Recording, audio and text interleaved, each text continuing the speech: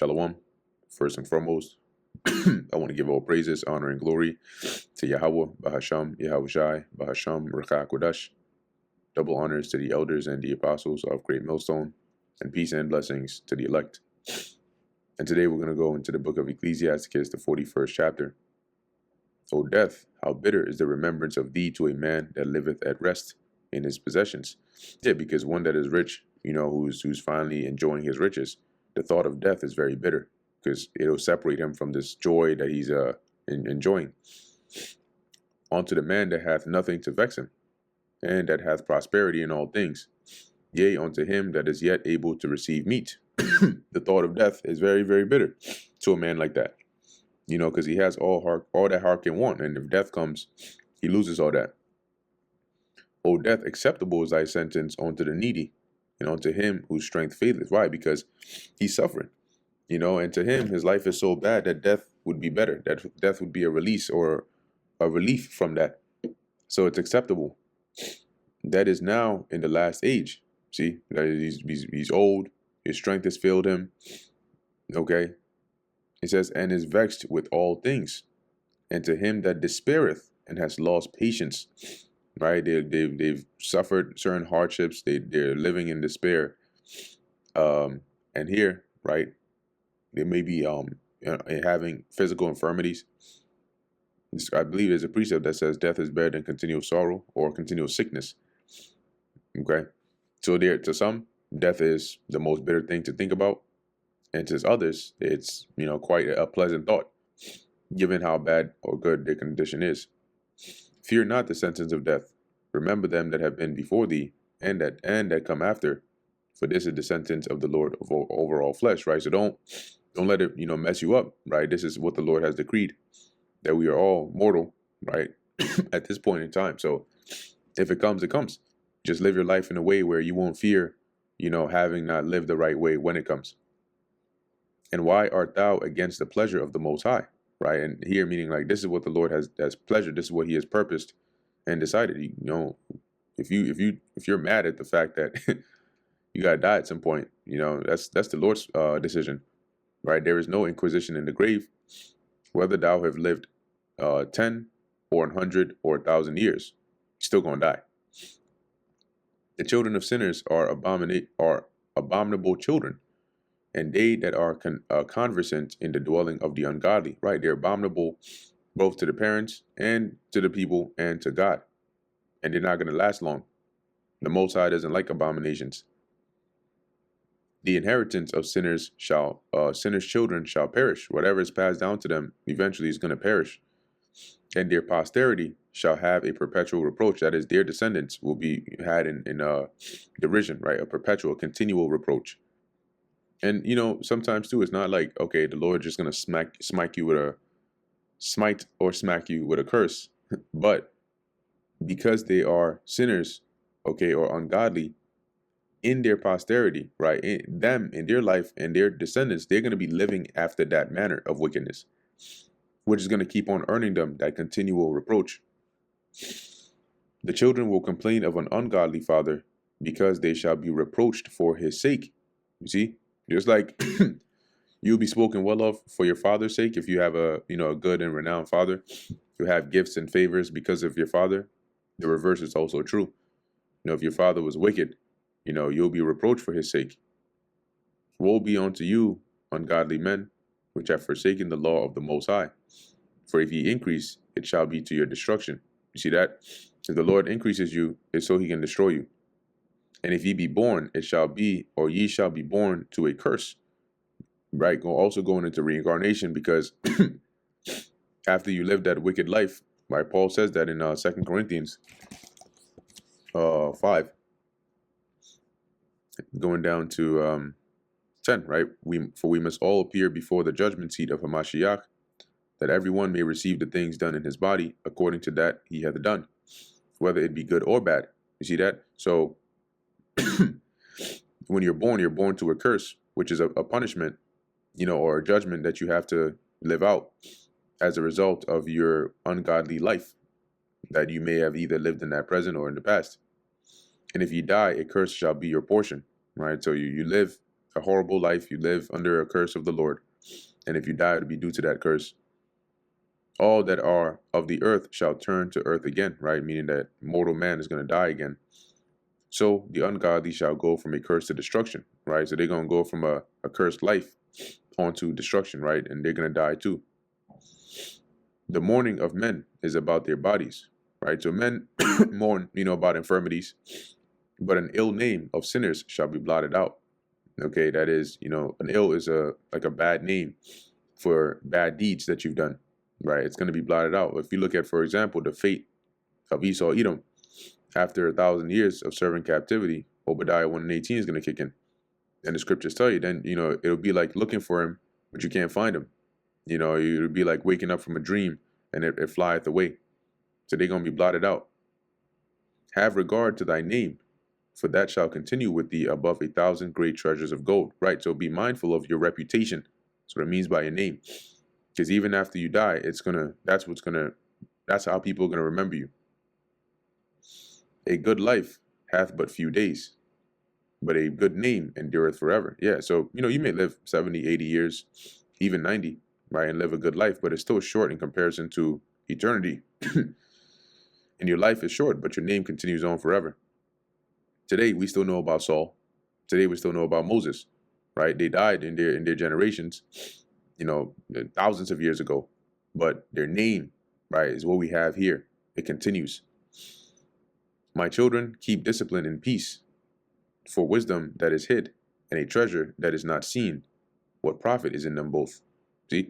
So when if you're hiding wisdom, what's the point in having it?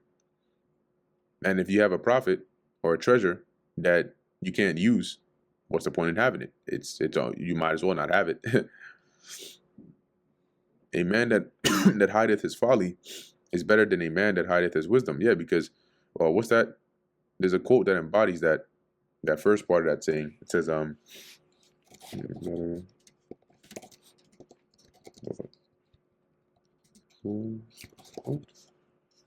yeah. So there's a quote here, right? It says here, better to remain silent and be thought a fool than to speak and remove all doubt. So, like we just read here, a man that hideth his foolishness is better than a man that hideth his wisdom, because you hiding your foolishness or your folly, one might only speculate, right, as to your mental faculties. But if you were to speak or you were to act it out, it would remove any doubts they may have had and say, yeah, for a fact, he's a fool. But the equivalent, right, or the reverse is also true. If you are a man of wisdom, but in due time and at the right time, you don't show your wisdom, people might think the contrary to you. They may think, oh, this guy's maybe not the sharpest tool in the box, It says here, therefore be shamefaced according to my word, for it is not good to retain all shamefacedness, neither is it altogether approved in everything. So there's a time and place to be shamefaced, right? It's not all the time, but there's a balance for it. So reading this, what verse is this? Verse 16 in the GNTD, it says, my children, listen, and I will teach you the circumstances when it is proper to be ashamed. Sometimes it's entirely out of place. Be ashamed. These are things to be so like the following things he lists are things to be ashamed of, right? It says, be ashamed of whoredom before father and mother, right? Immoral behavior before your parents, and of a lie before a prince and a mighty man, right? Be ashamed of that. Make sure that basically, if you're ashamed of it, you make sure that you don't end up in a case like that, right? Of telling a lie before a prince or a mighty man, because if you're found out, you're done, right? Your reputation is gone down the drain, and that trust is broken, if they ever had any. Verse 18, it says, of an offense before a judge and ruler, right? Be ashamed of an offense, offending before a judge and a ruler, of iniquity before the congregation and people, that's in public, right? Iniquity or sin that is publicly known, or unjust dealing before thy partner and friend, right? Dealing unjustly, or backhanded, or defrauding your friend or partner, right? be ashamed of that. When you're ashamed of it, you basically, it's things to avoid, right? It says of theft in regard to the place where thou sojournest, because if there goes around, right, word that you're a thief in the place where you sojourn, that's it. Your reputation, you're done. Your opportunities are all closed. Those doors are shut. It says, and in regard of the truth of God and his covenant, and to lean with thine elbow upon the meat, that is, leaning with your elbow upon the dinner table, so to speak, and of scorning to give and take. Let's read that, verse 19. GNTD says, before your neighbors be ashamed. It says, before your neighbors be ashamed of theft, be ashamed of breaking a promise, of leaning. Yeah, it's also here. It says Hebrew of breaking a promise, Greek of yourself before the truth of God, right? Be ashamed of yourself before the truth of God, of leaning on the dinner table with your elbows. Anybody want to see ashy ass elbows? Put them things back down. Of stinginess when you are asked for something. Where we at? Okay, so back into verse 20, and that's the of scorning to give and take, right? With being stingy when asked for something, and of silence before them that salute thee, right? If somebody salutes you and you just ignore them, that's you don't return that greeting. That's not something to be proud of.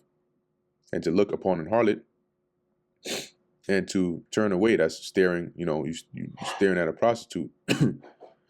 You know what that means, right? If somebody sees you, let's say that. Remember, we read about the immoral behavior before your father and mother, right? Here it is, you walking with your parents, for example. You see some fine shit, but we all know she a hoe, and you looking at down, all ways up, sideways. That hey, it's not a good look. It says to turn away thy face from thy kinsman, right? Meaning your relative that's in need of help, and you are turning you're turning your face away from them, right? That is, you are neglecting to help them. That's a shameful thing. Or to take away a portion or a gift, right? Take away something that rightfully belongs to somebody, or to gaze upon another man's wife, right? To have an adulterous look onto your neighbor's wife. That is, be ashamed of that, right? And beware of that and abstain from it. Or to be over busy with his maid.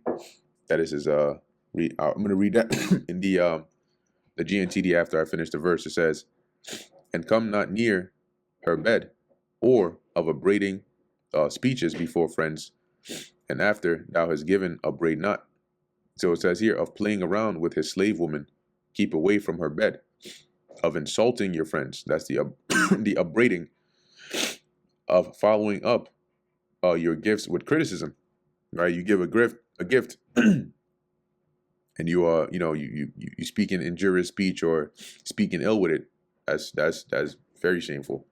You basically undo the goodness of giving the gift in the first place. Verse 23, or of iterating and speaking again that which thou hast heard, right? Basically, somebody tells you something and you can't keep it to yourself, and you're repeating it to others. That's revealing, as it says in the latter part, and of revealing of secrets. That's what you're doing. So shalt thou be truly shamefaced and find favor before all men, right? If you're beware of these things and you show shamefacedness in the right time, right? That's when you're going to find favor before all men. And that brings us to the end of the book of Ecclesiasticus, the 41st chapter. Lord willing, that was edifying to the elect. In closing, I want to give all praises, honor, and glory to Yahweh, Bahasham, Yahweh Shai, Bahasham, Rakha Kodash. Until next time, Shalom.